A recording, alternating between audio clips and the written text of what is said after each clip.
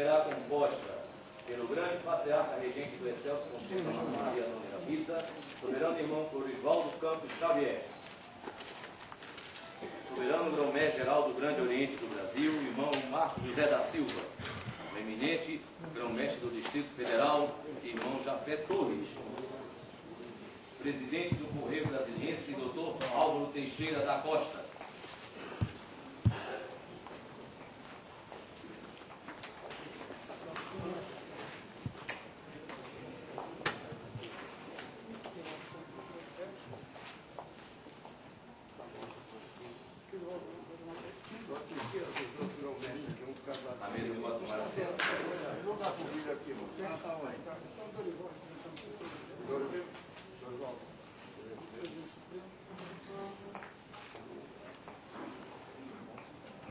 a mesa pode tomar assento, por favor.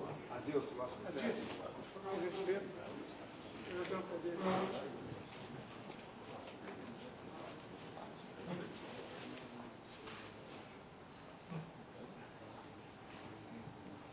Teremos agora a entrada do pavilhão nacional.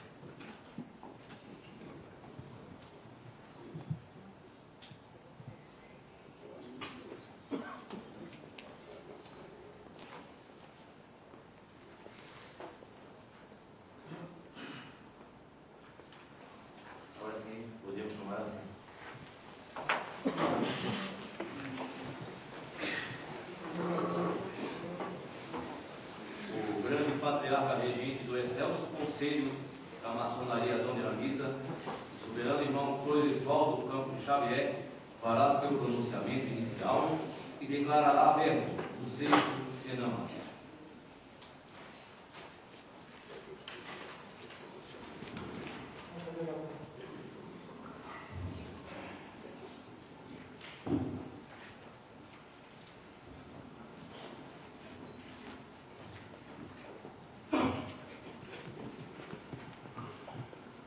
Soberano, grão-mestre-geral do Grande Oriente do Brasil, nosso amado irmão Marcos, eminentes grão-mestres, vindos hoje de todas as partes do país, temos hoje presentes os grão-mestres de norte ao sul, nosso chamemos de eminentíssimo presidente do Correio Brasiliense, que muito nos honra com a sua valiosa e valorosa presença,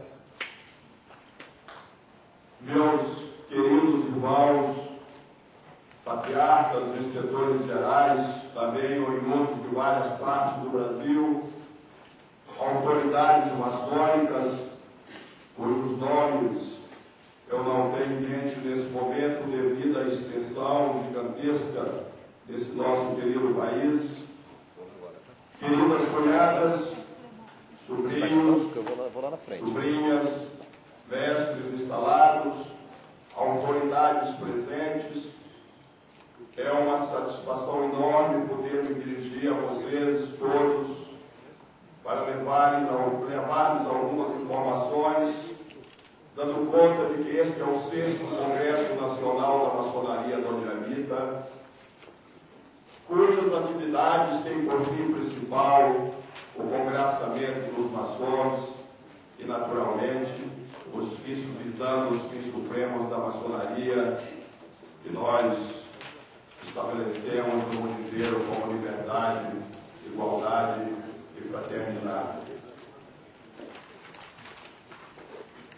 Eu gostaria de levar ao conhecimento de todos os presentes, normalmente aqueles que ainda não conhecem as nossas atividades, que antes de se lançar em qualquer empreendimento, o maçom consciente deve programar e ordenar os seus pensamentos, palavras e metas, e desta forma, procedendo, o maçom aperfeiçoa sua alma e eleva seu espírito. Aperfeiçoando sua alma e elevando seu espírito, os autênticos maçons preparam melhor suas famílias contra os aliciadores do mundo das drogas. Preparando melhor sua família contra as armadilhas desses malfeitores ou acelerados fascínoras, o maçom estimula aqueles que participam do seu convívio, a forjar algemas ao vício e cavar masmorras ao crime. Com as pessoas do seu convívio voltadas para esses fins, torna-se muito mais fácil preparar os homens para prestarem relevantes serviços à pátria, à sociedade, ao Estado e à humanidade. Meus estimados irmãos, cunhadas, sobrinhos, sobrinhas, convidados, ilustres visitantes, o Sextenama não é apenas um mero evento de congraçamento maçônico, no qual alguns líderes poderiam visar tão somente uma eventual venha às suas alfaias. Longe de visar uma exaltação pessoal, este encontro se constitui numa das mais sublimes etapas de preparação e elevação espiritual, que visa despertar no homem menos preparado os sentimentos de harmonia, paz e a concórdia da humanidade como um todo globalizado. Na qualidade de grande patriarca regente do governo da União Corporativa da Maçonaria Doniramita, perfeitamente sintonizado com o soberano grão-mestre do Grande Oriente do Brasil, sinto-me profundamente lisonjeado em participar de um evento tão sublime, motivo pelo qual agradeço ao amado irmão Valderico Pontes Leal, insigne delegado litúrgico desta belíssima capital, que juntamente com todos os maçons desse Grande Oriente e jurisdição circunvizinha, tão bem souberam programar, organizar este magnífico encontro.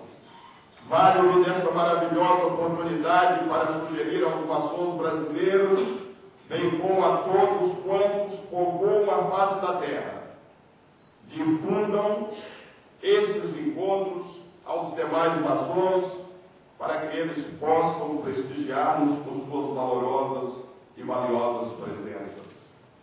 Organizem e prestigiem eventos dessa natureza, seja eles de qual rito for, pois isto muito enaltece e eleva a nossa espiritualidade. Antes de finalizar, vamos a um rápido pit-stop para pedir a todos os maçons, todos os presentes, todos os nossos familiares, todos os brasileiros que possam participar dessa instituição instituição. Façam uma maçonaria voltada exclusivamente para aqueles que já estão nascendo, bem como para todos aqueles que ainda estão no útero materno. Se quiserdes ir mais longe, convido todos os presentes a fazer uma maçonaria voltada exclusivamente para aqueles que estão sendo gerados agora ou para todos aqueles que serão gerados no futuro. Em nome do excelso Conselho da Maçonaria Doiranita, em honra ao grande arquiteto do universo, São João nosso patrono, declaro aberto, devida e regularmente, os trabalhos do 6º Encontro Nacional da Maçonaria Doiranita, augurando a todos uma estada perfeitamente compatível com as vossas expectativas neste Planalto Central, nesta maravilhosa capital. Espero que o Congresso Nacional da Maçonaria Doiranita, aqui realizado, cubra todos de bênção, de paz e de glória. Antes, porém, de finalizar, eu gostaria de romper um pouco o protocolo dessa sessão e pedir a todos os presentes que fiquemos de pé e saudemos com a calorosa salva de palmas os organizadores deste evento. Por gentileza.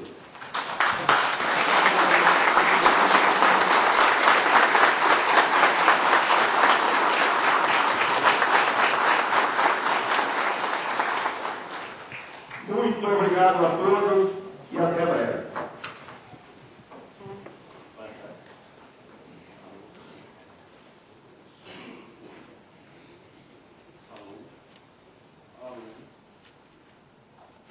Passaremos a palavra ao nosso irmão José Luiz de Moura Pereira, que se pronunciará sobre o grande e amado irmão Hipólito da Costa, patrono da imprensa brasileira.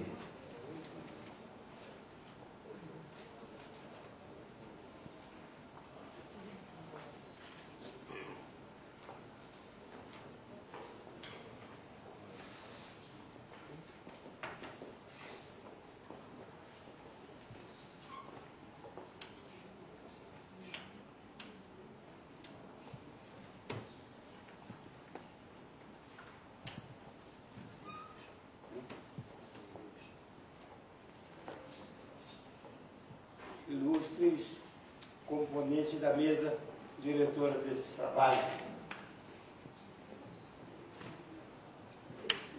Soberano grão-mestre do Grande Oriente do Brasil, na pessoa de qual saúdo todos os presentes, os convidados e os familiares, neste momento. Nesta noite memorável, ocupa esta tribuna para umas breves palavras sobre o jornalista Hipólito da Costa, patrono da loja maçônica, a cujo quadro de obreiros tenho a honra de pertencer. Procurarei ser breve, embora reconheça que tudo que se refira a um personagem com a envergadura de Hipólito da Costa é fascinante, quer pelos princípios que sempre defendeu ardorosamente, quer pelas incríveis aventuras que vivenciou, não possa ser esgotado em poucas palavras ou tímidas linhas.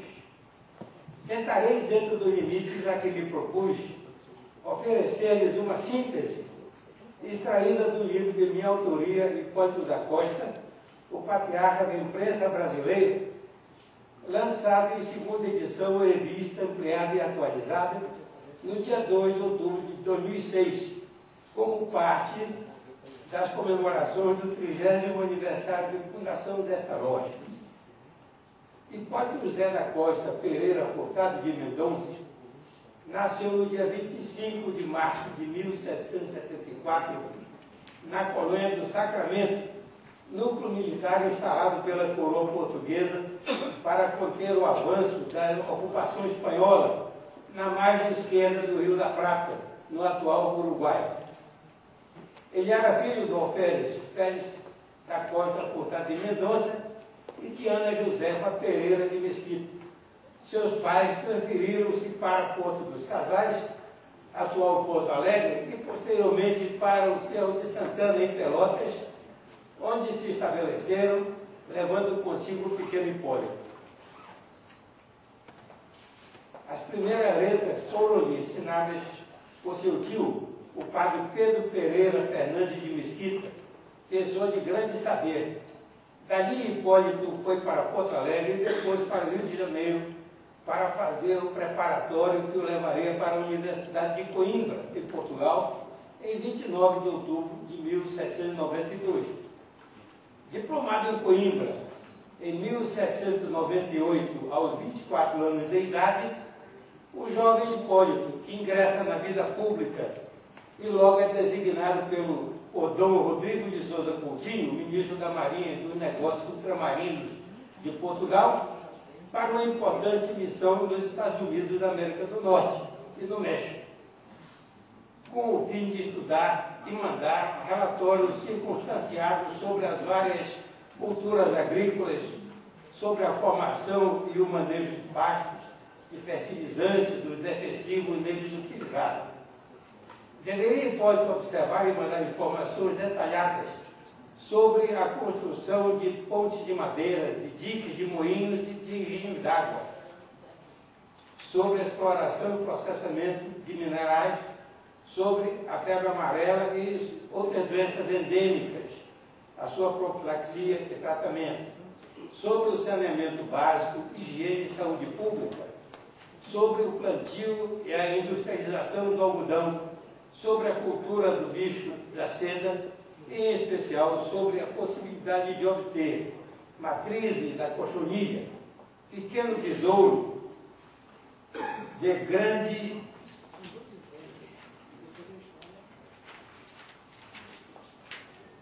utilidade na indústria têxtil por fornecer um corante, o carmim, resultante da maceração de suas asas. Contrabandear exemplares dessa espécie era uma tarefa quase impossível, uma vez que a severa vigilância exercida pelas autoridades alfandegárias espanholas no México impediram a saída desse inseto daquele país. Como reconhecimento por seus méritos, Dom João VI concedeu-lhe o título de fidalgo com brasão de nobreza, o escudo partido em pala, isto é, partido ao meio, verticalmente, na primeira as armas dos costas, 6 costelas de prata, postas duas e duas, sobre um campo de golhas vermelho. Na segunda, as armas dos Pereiras, uma cruz florenciada vazada de prata, sobre campo igualmente de golhas vermelhas. Brica, pequeno quadrado no cantão deste chefe, de prata, com a inicial H, de golhas vermelhas. No todo, bordadura de prata, divisa, virtus sola nobilitas, em letras de prata, sobre. Durante sua permanência nos Estados Unidos, Hipólito privou do convívio das mais expressivas figuras do mundo político e social daquele país. Logo estaria Hipólito sendo convidado a ingressar na maçonaria, instituição pela qual nutria grande simpatia. Ele sabia da influência decisiva exercida pela entidade no processo de sua independência, na elaboração de sua Constituição e de tantas outras que vieram sucessivamente a ser adotadas nos demais países latino-americanos. Todas, na verdade, apresentando nítidos traços maçônicos. Ele tinha conhecimento também de que grandes grupos da história haviam sido maçônicos, como George Washington, Benjamin Franklin, Voltaire, Mozart, entre outros. Eram nomes que viriam reforçar o seu desejo e a sua determinação de um dia vir a pertencer à ordem. Hipólito da Costa foi iniciada na loja George Washington, número 59, de Filadélfia, em 12 de março de 1799. De volta para Lisboa, ali chegou em janeiro de 1801, sendo logo nomeado diretor da imprensa régia. Naquela capital, desenvolveu Hipólito atividades maçônicas junto a lojas que funcionavam na clandestinidade. Os endereços dessas oficinas eram constantemente mudados para desorientar a ação da polícia, que perseguia implacavelmente a todos os maçons. Diogo Inácio de Pinamanique, o tristemente célebre intendente-geral de polícia, não lhes dava trégua. Foi dele a recomendação a um corregedor enviado à Ilha da Madeira, fazendo referência a Hipólito, que se tornou famosa pelo seu conteúdo. Aquele que vossa mercê viu de sapatinho bicudo e mal dormido, atilho nos calções, com gravata por cima da barba, colarinho até meias orelhas, cabelo rente ao toitiço e curvado sobre a moleirinha, com suíça até os cantos da boca, agarre-me logo dele, tranque-mo na cadeia carregado de ferros, até que haja navios para o limoeiro. É iluminado ou pedreiro livre.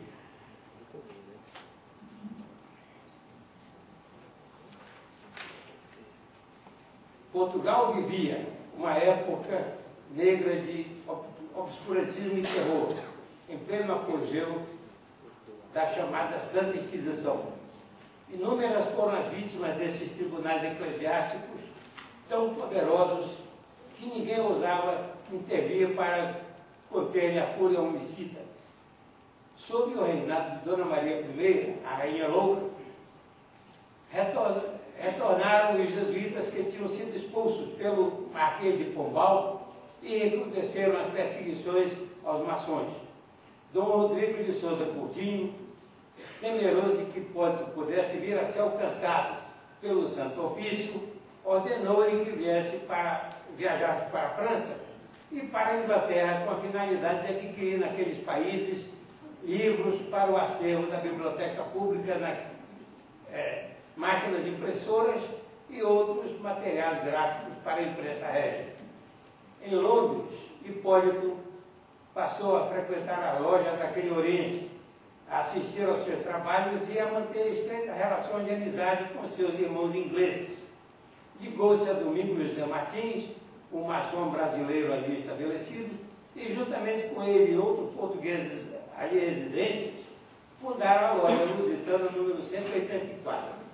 Terminada a sua missão em Londres e tendo retornado a Lisboa, Hipólito, acusado pelo crime de ser maçom, foi preso em sua casa e encarcerado na prisão do Limoeiro, onde cumpriu cerca de 6 meses de solitário, sendo depois transferido para os cárceres da Inquisição em janeiro de 1803. Ali jazeria numa enxurria escura, úmida e suja, até a sua espetacular fuga, empreendida em fins de 1805. Segundo o próprio Hipólito, em seu livro Narrativa da Perseguição, a pequena cela onde esteve preso não tinha mais do que 8,6 metros quadrados e era equipada precariamente. Um estrado de madeira com um colchão de palha, uma pequena mesa, uma bilha d'água e um vaso para as necessidades da natureza, que se despejava de 8 em 8 dias, enquanto ele ia à missa.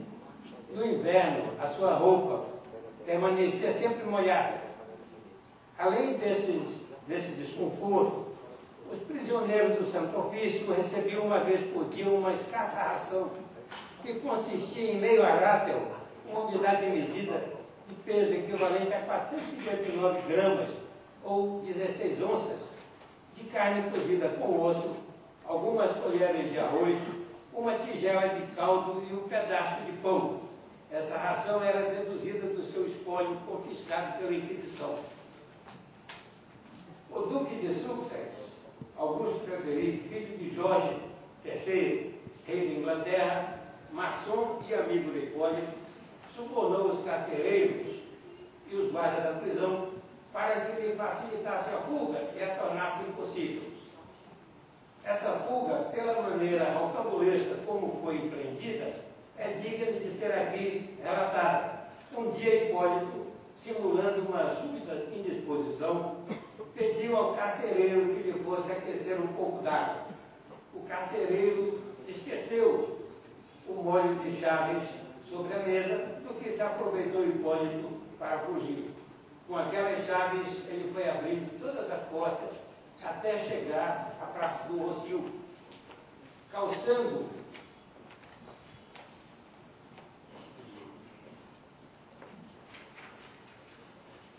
as botas que levava, pôs-se a correr, estava livre. Homiziou-se no convento de São Vicente, de onde fugiu disfarçado de criado. Passou o Alentejo, atravessou o Parque da Espanha, atingiu Gibraltar, tomou um vapor e chegou à Inglaterra, sua nova pátria.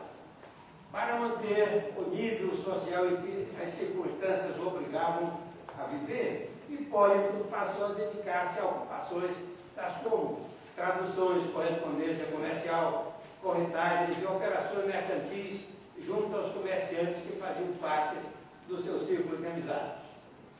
Espírito progressista e renovador, Hipólito era, acima de tudo, um semeador de ideias. Partidário da unidade da pátria portuguesa, opunha-se obstinadamente à separação do Brasil de Portugal e defendia uma política de reciprocidade entre a metrópole e a colônia, considerando tratar-se de uma só nação.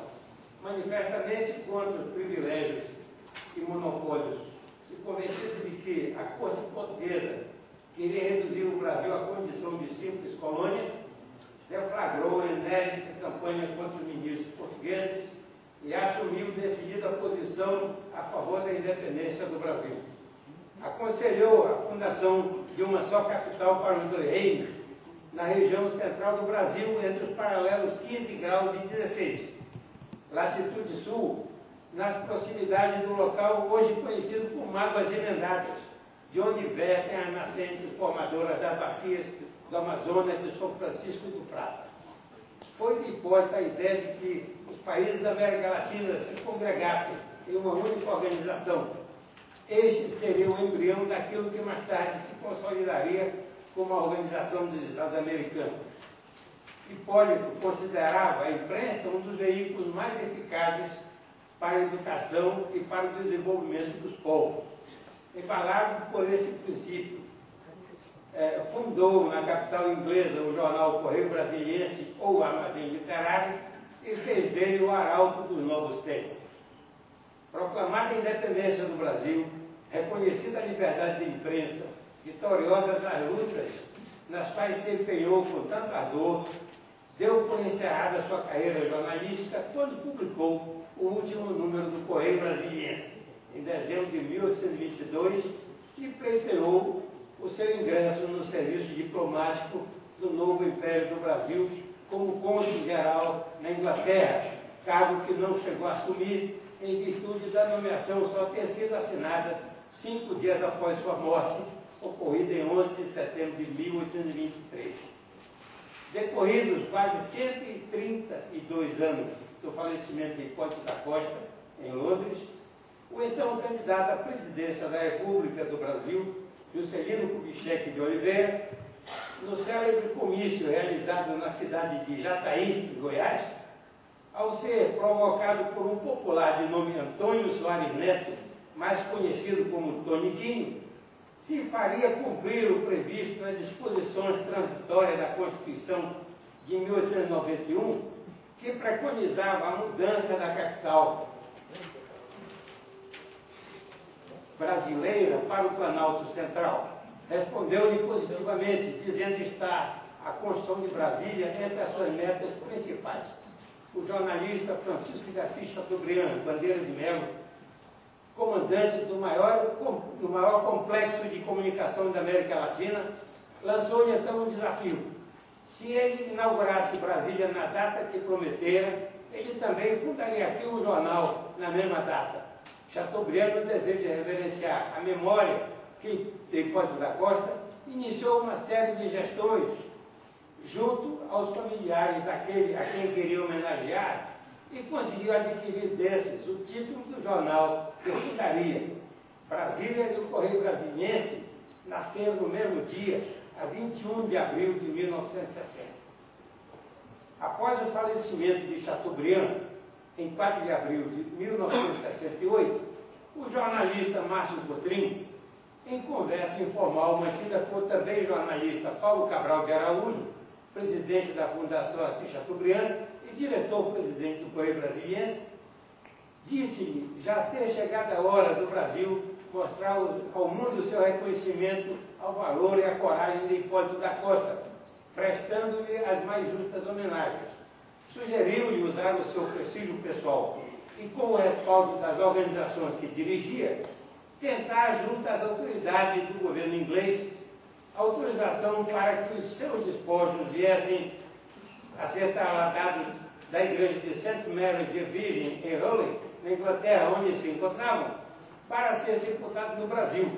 Para isso, contou com a decisiva colaboração do embaixador do Brasil naquele país, o diplomata Sérgio Amaral. Na manhã do dia 3 de julho de 2001, tão logo chegou a Brasília a urna contendo as cinzas de Hipólito, esta, acompanhada por um número expressivo de obreiros da augusta e respeitável loja simbólica de Hipólito da Costa, número 1960, foi conduzida pela Guarda de Honra dos Dragões da Independência para o Templo Nobre do Grande Oriente do Brasil, onde ficou em câmara ardente até a manhã seguinte, quando foi transferida para o Museu da Imprensa e aí depositada solenemente na erma construída nos seus jardins, especialmente para abrigar em solo brasileiro os restos mortais de seu ilustre filho. Assim, na paz e na tranquilidade do verde daquele belo jardim, repousa finalmente Hipólito da Costa, o patriarca da imprensa brasileira. Muito obrigado.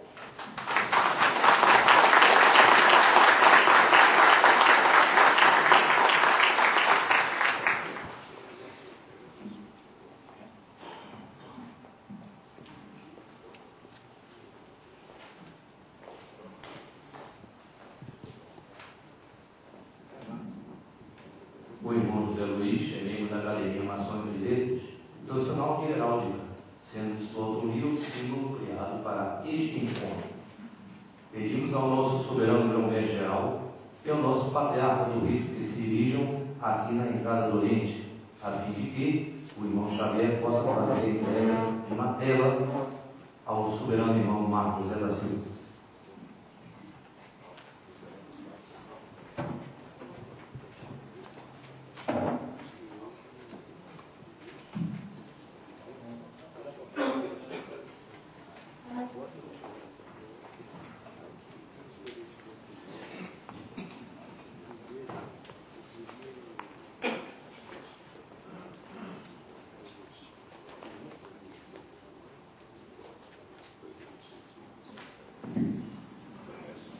O nosso patriarca solicita a presença aqui do Oriente de todos os grão-mestres presentes aqui na solenidade.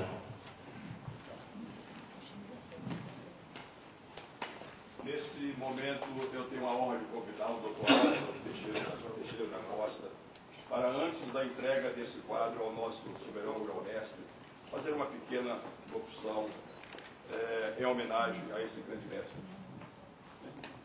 Por gentileza, doutor Álvaro. Eu já falei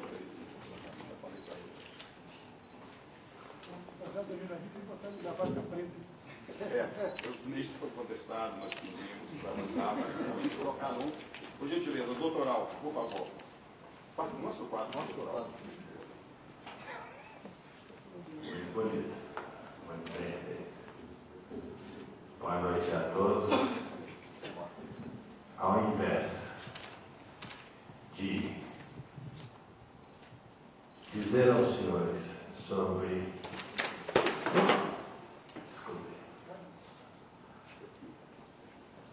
a trajetória do soberano grão-mestre, eu gostaria apenas de citar um fato ocorrido com esta modesta pessoa comigo.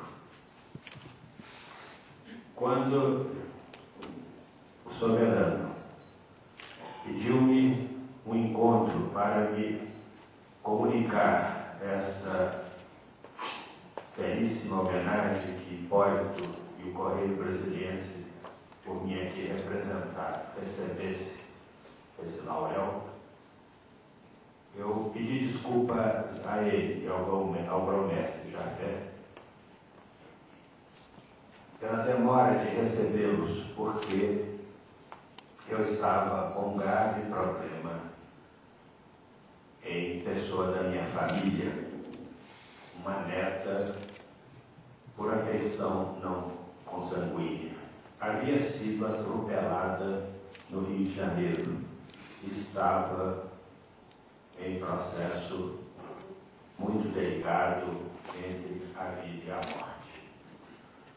O soberano, sem me conhecer direito, me disse apenas o seguinte: dê-me o nome dela e nós faremos uma corrente com todos os irmãos e o senhor terá certeza que ela será bem sucedida. Hoje, logo que aqui cheguei, encontrei-me com o soberano Marcos.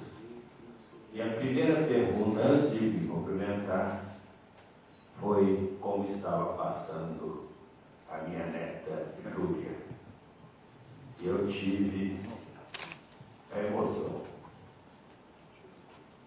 com emoção, sobretudo, com profunda emoção, dizer ao soberano que a minha neta estava salva e sem sequela.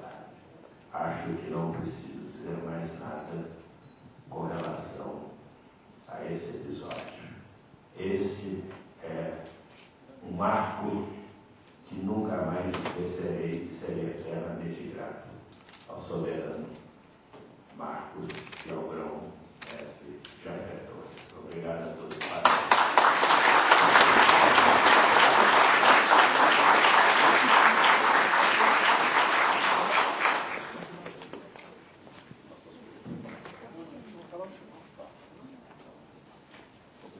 O soberano irmão Xavier retorna agora ao seu lugar, enquanto pedimos ao doutor Álvaro que ele venha se posicionar ao lado do nosso grão-mestre geral aqui na frente, para receber uma ceia.